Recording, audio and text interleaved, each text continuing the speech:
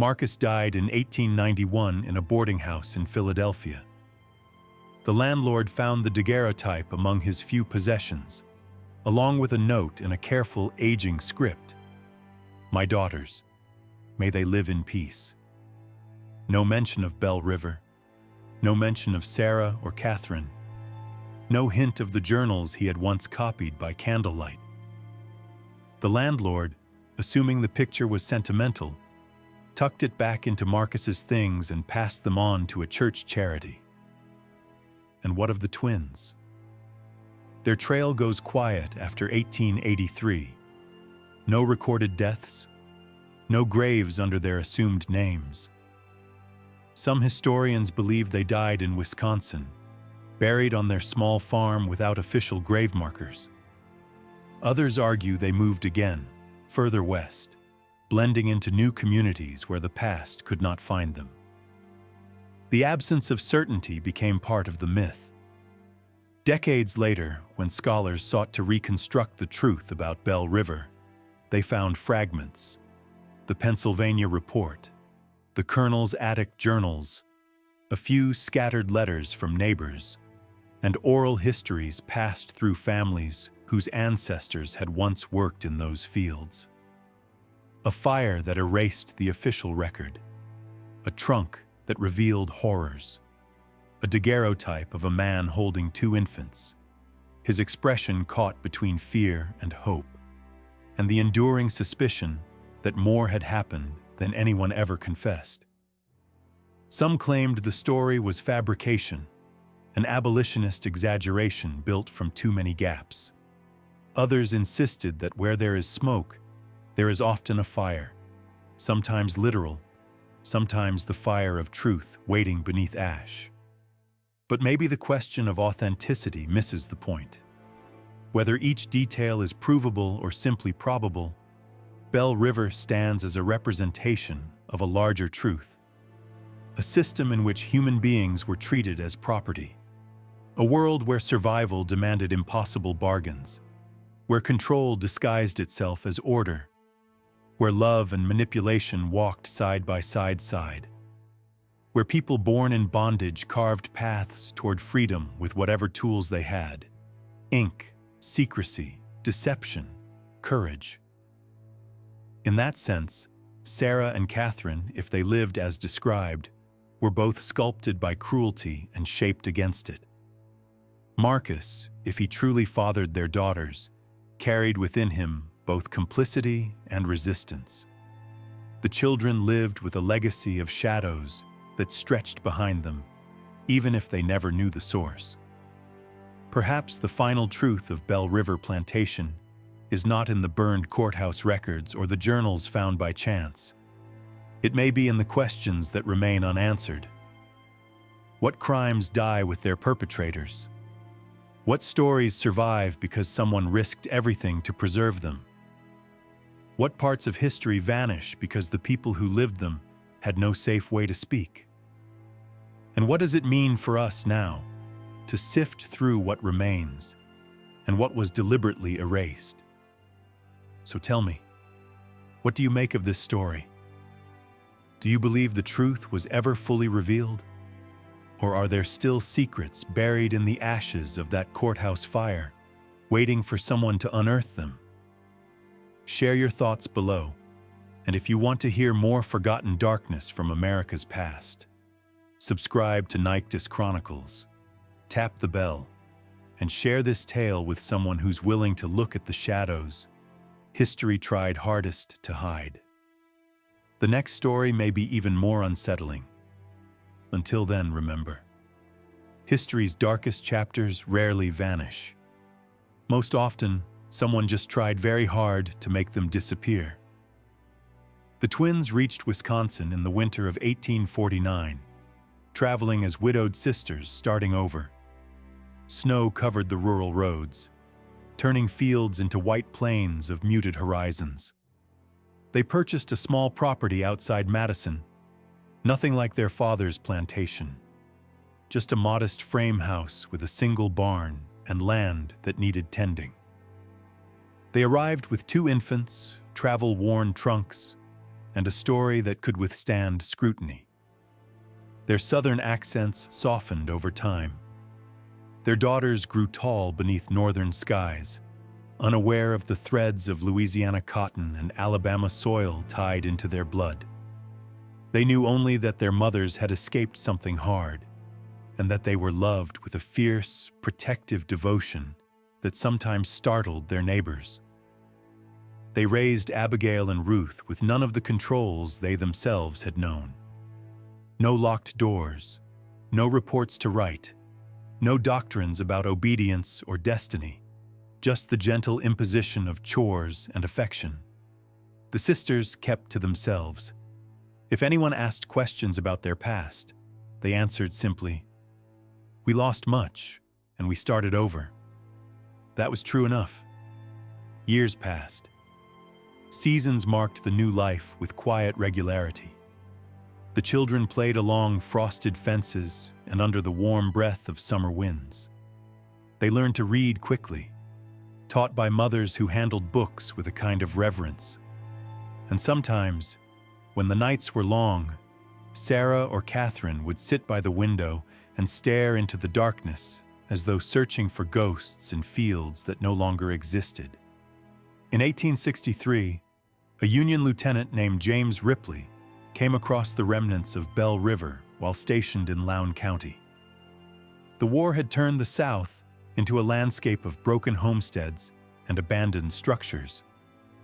Bell River's main house was a skeleton of beams and partial walls, its foundations caved inward.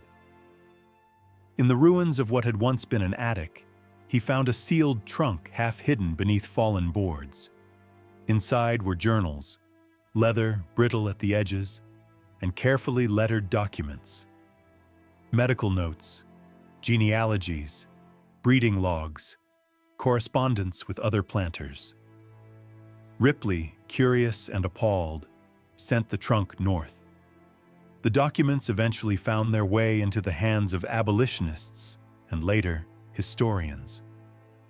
They confirmed much of Marcus's testimony and added details too horrific for public reports of the time. The name Colonel Nathaniel Sutton became a symbol in certain circles, a man who had turned a plantation into a laboratory, whose work served as evidence in the growing argument for the total abolition of slavery. His reputation, once one of eccentric brilliance, became a testament to deliberate cruelty.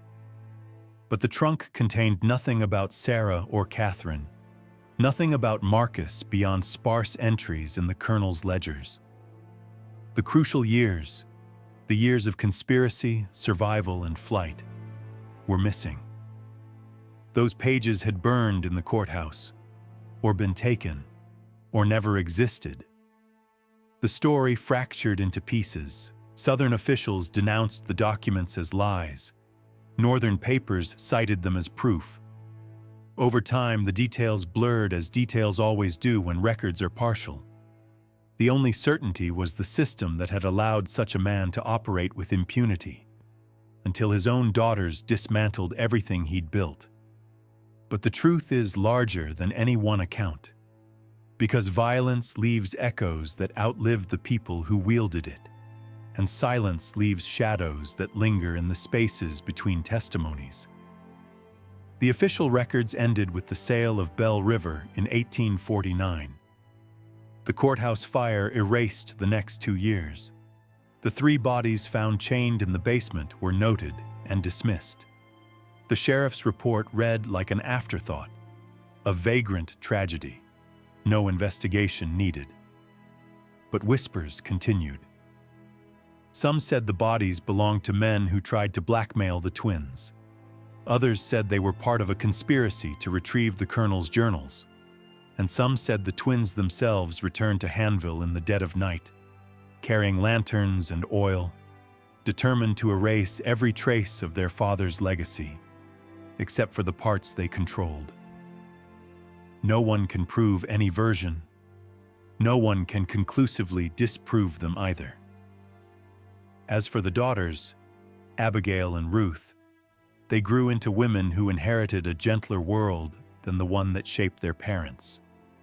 They married men of their choosing, raised families, and left behind diaries filled with recipes, small nothings, and ordinary love.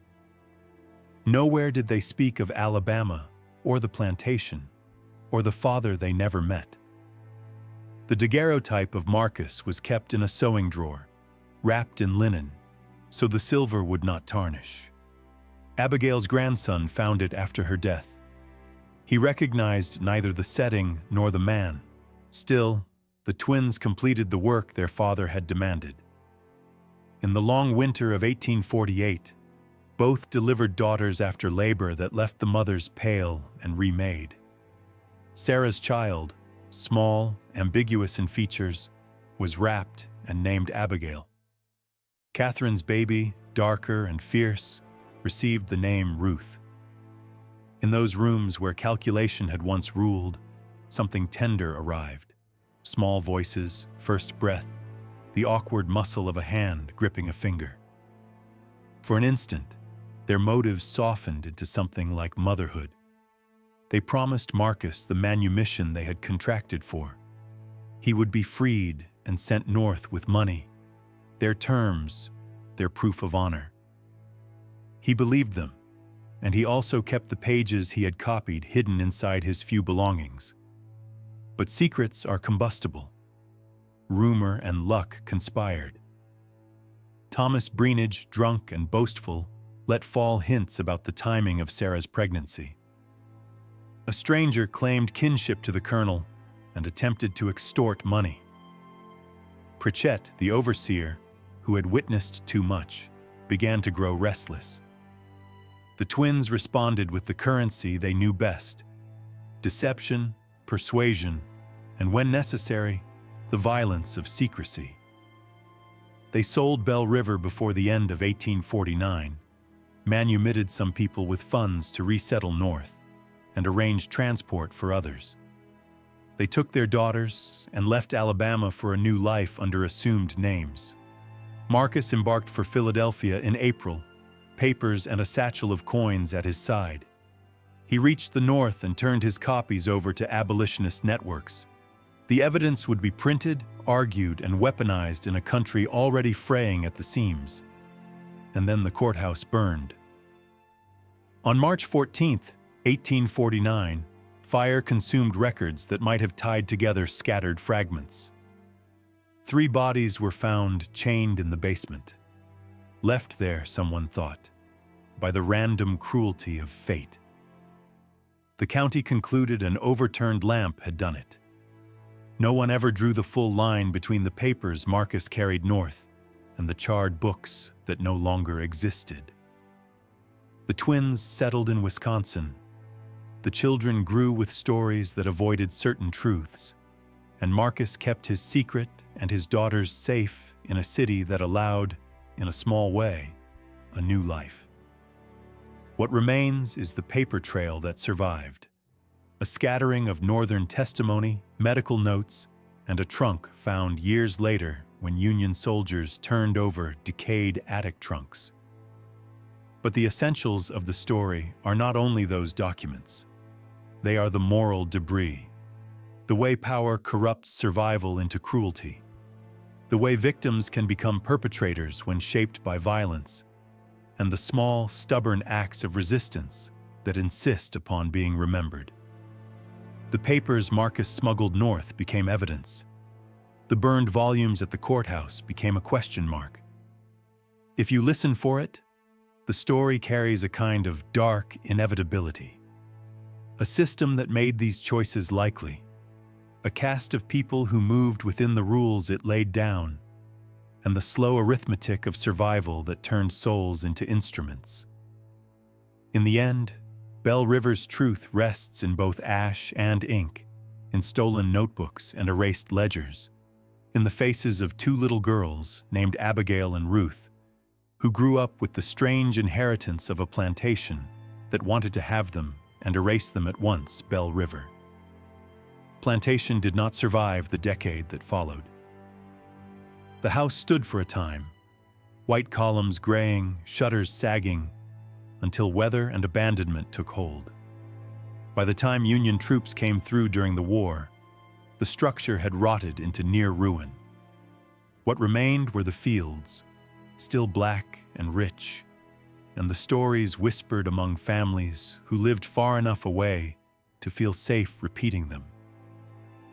But somewhere beneath the ordinary shape of memory, the truth kept its shape. It waited in the shadowed spaces between the things people wrote down and the things they burned. Marcus lived in Philadelphia for the rest of his life. He found work as a bookkeeper and moved quietly through that northern world, a man who had traveled farther in a single year than most men ever dreamed. He never remarried, never fathered more children. He spent his evenings helping abolitionists and later assisting those escaping bondage. The daguerreotype the twins had given him, he holding both infants, the girls swaddled tight, he kept hidden except on rare nights when memory pressed too hard against his ribs. He did not speak publicly about Bell River. He let the papers he had already released speak for him, and he let the silence cover the parts that still ached. They also continued to prepare for their legal future. The estate's executors, Harold Breenage and Mr. Breenage's allies, had opinions about acceptable husbands. The twins needed men of standing. The men needed legitimacy. Sarah accepted Thomas Breenage, Harold's nephew, a bankrupt broker returned from New Orleans with debt and a vanity that made him pliable. Catherine courted and rejected several suitors before finding Lawrence Kemper, a lean widower with a cough that suggested consumption. Both matches suited the plan. Men of enough public respectability to satisfy the will, but weak enough to be contained. What the sisters did not tell their executors was how they meant to fulfill the will's requirements. Their marriages would be legal facts. The births would be the facts the law demanded.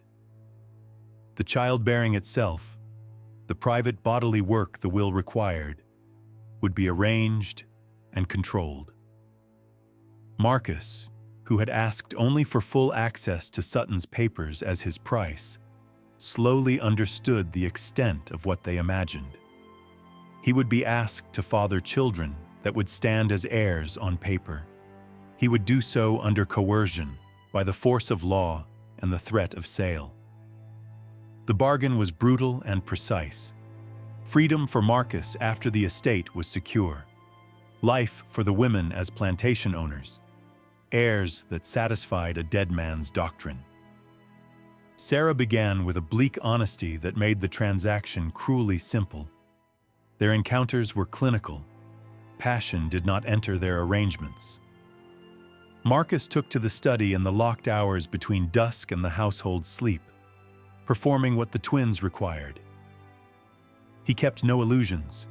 He was a slave. Consent, in the world they occupied, was a fiction.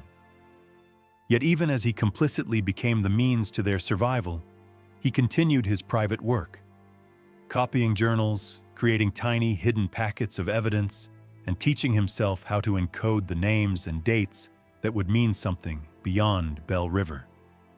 By mid-November, Sarah was with child. The executors congratulated themselves. Thomas, flattered to be made a husband and enthralled by the trappings of respectability, drank and swaggered, willing to accept the quiet arrangement the marriage entailed. Catherine moved carefully with Kemper. His cough worsened, but the executives visited and pronounced both pregnancies legitimate. The plantation ran on, a horizon of cotton that hid 1,000 small violences. But what is crafted by cruelty often begets more brutality. During a fight in late autumn, Marcus stumbled into the truth of another act they had not yet confessed. The colonel's death had not been an accident.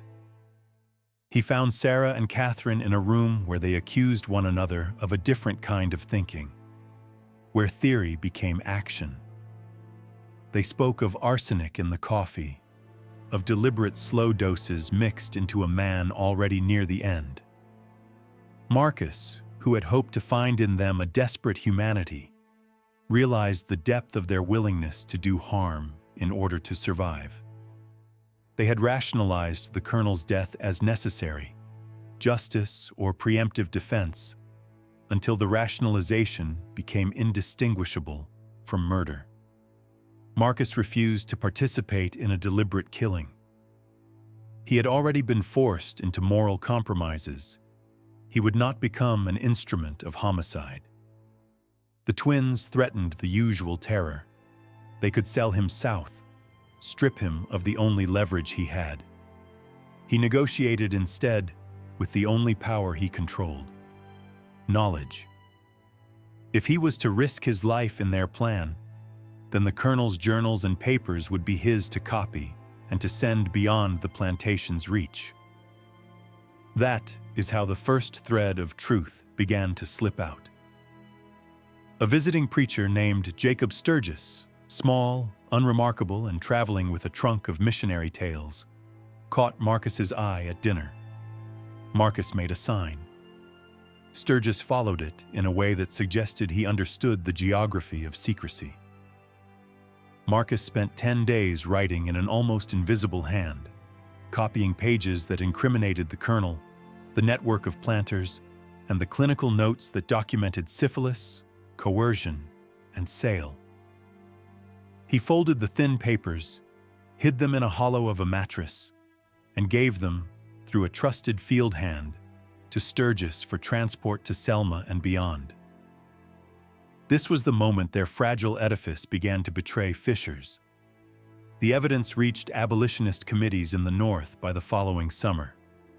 The Pennsylvania Anti-Slavery Society received testimony, and they published documents that named Colonel Sutton and described conditions at Bell River. For Marcus, the knowledge that the world beyond Alabama would hear his list of names and dates was a kind of oxygen. For Sarah and Catherine, it was an exposure they had not fully anticipated and could not entirely control. In April, a spring auction in Haynesville offered what the twins needed and did not yet know it. They went under the guise of buying field hands. Hidden beneath black veils, they watched the platform of human commerce. Men inspected like beasts, children torn from mothers. At midday, a man named Marcus, age 28, stood on the block. Light-skinned, neat, hands fit for ledger work rather than cotton. The auctioneer pronounced him educated. A risk, many of the planters muttered, but appealing to merchants and household buyers. Pritchett, for reasons the men would later own and never quite explain, bid aggressively. The price climbed to $1,600 before the Montgomery buyer walked away. Gossip would later insist the twins paid more than they should. Marcus arrived at Bell River 3 days later with a cloth bag of belongings, Pritchett at his side. The sisters waited in the study. "You can read and write," Sarah said without hesitation. "You tutored the Granville children," Catherine added. Marcus answered with precise, honest economy. He had taught letters and arithmetic, some geography and history, at the request of his former masters. When Sarah asked what he believed, he replied not with a sermon, but with the kind of observation that betrayed a mind trained to survive. "I believe I stand before two women who paid too much for me and who have something specific in mind beyond field labor." They did. Their father's will demanded heirs. They would comply, on their terms. They offered him a life inside the main house, access to the colonel's library, reasonable treatment in exchange for absolute obedience. Marcus listened. They hinted at consequences if he refused. Sail to Mississippi, toil to erase any dangerous literacy. He read the threat plainly. He also understood the calculus in front of him. A chance at freedom, at funds and papers that might one day mean a life north. He had, in his own way, a condition of his own: access to the papers Sutton had kept. Every journal, every ledger, every breeding record. If he was to risk his life in their scheme, he wanted the truth in his hands. The twins consented, and in that small pact, a dangerous and fragile conspiracy was born. They began as conspirators and soon became something more ambiguous, caretakers of a terrible inheritance. Marcus moved into the study as their private secretary. He cataloged accounts, wrote letters, and when the house slept, he copied pages from the colonel's journals in microscopic hand. Sutton's entries were clinical. Pairings, yields, measurements of bone and brow, recommendations for discipline when a woman resisted, notes on which families produced the most desirable traits. The ledger language tried to sterilize violence into statistics. Marcus turned those statistics back into names. What he found was worse than he'd feared. The colonel had not merely observed, he had systematically violated bodies in the name of experiment. Medical notes tucked between ledgers recorded lesions, fevers, and the surgeon's curious shorthand. When 3 women in the quarters fell ill that summer with sores and progressive weakness, Marcus recognized the signs from the medical texts. Syphilis. Pritchett wrote them up as unfortunate illnesses. Dr. Grayfield, irritated at being summoned to treat enslaved people, prescribed mercury with the dispassionate air of a man treating disease in stock. The treatment took months, and the list of the ill grew. 14 confirmed cases, 8 more probable. The colony of labor that sustained Bell River was infected from the top down. Sarah and Catherine decided, decisively and without sermon, that they would treat all of them. It was partly pragmatic. Dead laborers produced no cotton. It was partly guilt, a recognition that their father's cruelty had direct consequences.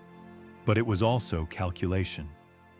If the twins were to claim the plantation, they could not preside over a dying workforce. Marcus, who had once assumed the sisters would be merely cold instruments of their father's will, watched something change in them. The decision to spend freely on medicine and better rations cracked the veneer of pure calculation. For the first time, they acted with what looked like compassion, and in that moment the shapeless lines of victim and perpetrator blurred. Bell River prospered. By 1847, Sutton owned 63 enslaved people and produced 142 bales of cotton. He sold through mobile factors, invested in land, in more labor, and in books. The demographic pattern on his plantation was odd, an overabundance of light-skinned people, more children than seemed possible. Families broken apart just as children reached adolescence. Jonas Pritchett, the overseer, kept notebooks of punishment logs and assignments written in cramped hands. Clinical entries that read like farm reports. Which women were forced into which cabins, which pairings produced which children, which pregnancies were ended, and by what means. Sarah and Catherine understood more than their father guessed. They read his journals. They listened by doors.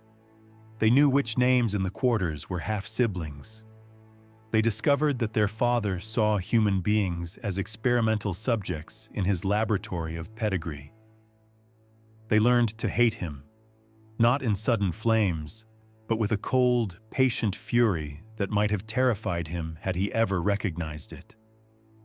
February 3rd, 1847 began with unseasonable warmth. Nathaniel Sutton did not appear for breakfast. He often worked late. Pritchett found him at 10, slumped in his chair, papers scattered. Dr. Amos Grayfield came from Hanville and pronounced cause of death a hard seizure. He wrote of exhaustion, of a man 60, no sign of foul play. Yet the scene carried small misfits. The colonel's dinner lay mostly untouched. A coffee cup held a faint, glittering residue. A final letter to his attorney in Mobile stopped mid-sentence. I have made certain arrangements regarding the future of my daughters, which must be executed precisely as stipulated for their own protection and for the preservation of my life's work. Should any person attempt to, the pen trailing off. The daughters waited in the hallway, dressed in matching black. No tears, no shock, hands clasped. They spoke with a reserve that read like rehearsed control. Mr. Jeremiah Osgood, the attorney, and neighbors arrived. Men assumed women could not run a plantation. The twins, however, announced they would manage Bell River until the estate was settled, with Pritchett to continue as overseer under their supervision. There was a look in the room then that unsettled the men, the sense the twins had anticipated each turn. Osgood read the will the next evening. Sutton had revised his testament less than 2 months before his death. Charitable bequests to the Presbyterian Church, personal items parceled out, and then a provision that altered everything. To Sarah and Catherine Sutton, he left Bell River, including human property, but with conditions.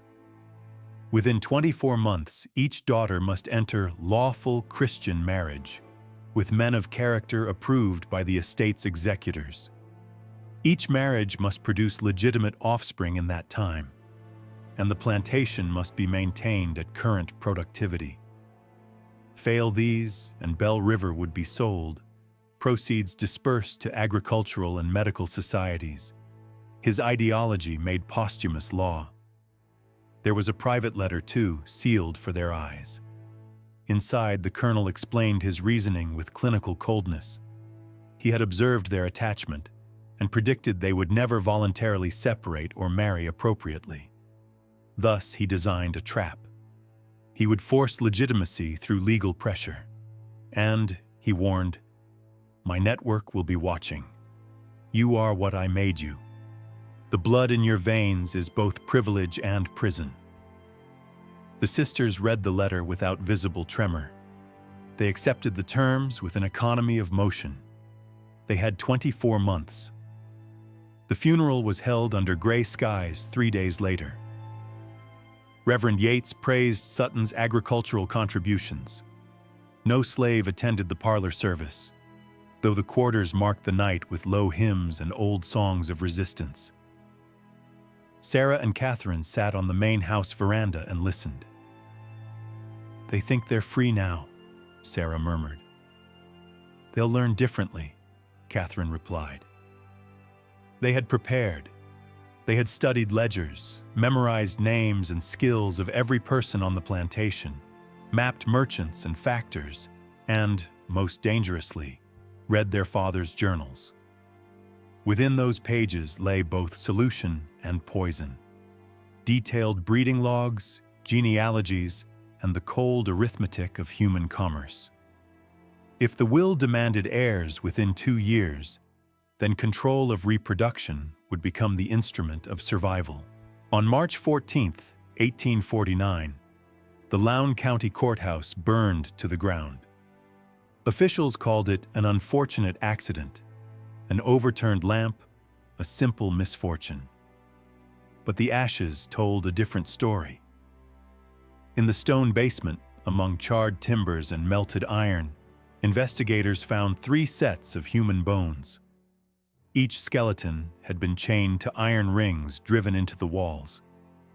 The county clerk's volumes from 1847 to 1849, deeds, marriage bonds, and the probate papers for the Sutton estate, were gone, pages curling into nothing. For generations, families in Lown County spoke of Bell River Plantation in hushed tones, of twin daughters raised under a violent doctrine of control, of a slave named Marcus who somehow recorded the cruelties he witnessed, and of what was taken from the record when the flames fell. What follows has been stitched from surviving letters, medical notes from Mobile, and testimonies that were sealed with an abolitionist society until the 20th century. It has the rhythm of rumor and the anchor of documents that survived only by luck. The truth at Bell River does not begin with the fire. It begins 2 years earlier at a funeral, and with 2 women taught that survival required absolute control. In 1847, Lowndes County lay across some of Alabama's richest cotton soil, black earth that made men wealthy, that turned fields into horizons of green and white. Hanville, the county seat, sat at the center, a handful of brick buildings and dirt streets where planters conducted business and wives pretended ignorance about the source of the fortunes that sustained them. 8 miles south along a private road threaded through water oaks and over small tributaries, Bell River Plantation stood like a deliberate white-scaled statement against the land. The main house, raised in 1828, had 12 rooms and a separate kitchen connected by a covered walkway. 24 slave cabins sat in 2 precise rows a quarter-mile behind it, close enough to summon, distant enough that the colonel need never hear the daily noises of the lives he owned. Colonel Nathaniel Sutton made his money in cotton. His reputation came from something colder. He had served under Andrew Jackson in the Creek War and returned with a conviction that human beings could be improved like livestock. Selective pairing, careful records, controlled breeding. His study held medical texts from Philadelphia, agricultural journals from Virginia, and a network of correspondents in universities who shared theories about hierarchy and destiny. He measured, cataloged, traced genealogies back 3 generations, and kept ledgers where people were reduced to data. He never married. In 1824, he purchased a woman named Ruth, described in a bill of sale as of unusually fair complexion and Gentile bearing. Ruth bore him twin daughters in 1825, Sarah and Catherine. The colonel raised them in the main house, sent for tutors from Mobile, ordered fine clothes from New Orleans. He did not, however, free them. On paper, they remained his property, a legal fiction that kept absolute authority over their bodies and futures. Sarah and Catherine lived in a peculiar isolation. They were taught to read and write, to paint, to play the pianoforte. They studied literature, mathematics, geography, French. They rarely left the plantation grounds. Visitors were screened through the colonel's criteria. He told them they were elevated above their station, then warned them the world would never accept them. He taught seclusion as safety and trust as vulnerability. Power, he said, was the only currency that mattered. The twins learned well. They finished each other's sentences, developed a private language of glances and notes, wore coordinated dresses, Sarah in deep green, Catherine in midnight blue. They read the same books, one from the front, one from the back, meeting in the middle. They shared brushes, jewelry, secrets, and a dark tempering of thought. Ruth died in 1839, officially of pneumonia. But the quarters whispered of bruises, of terror in her last weeks. After her death, the colonel's control tightened. Locks that opened from the outside. Weekly written reports of thoughts and dreams. Tests. Small setups to flush out disobedience. He left valuables in view to see if they stole, introduced men to observe their reactions, orchestrated situations to reveal will.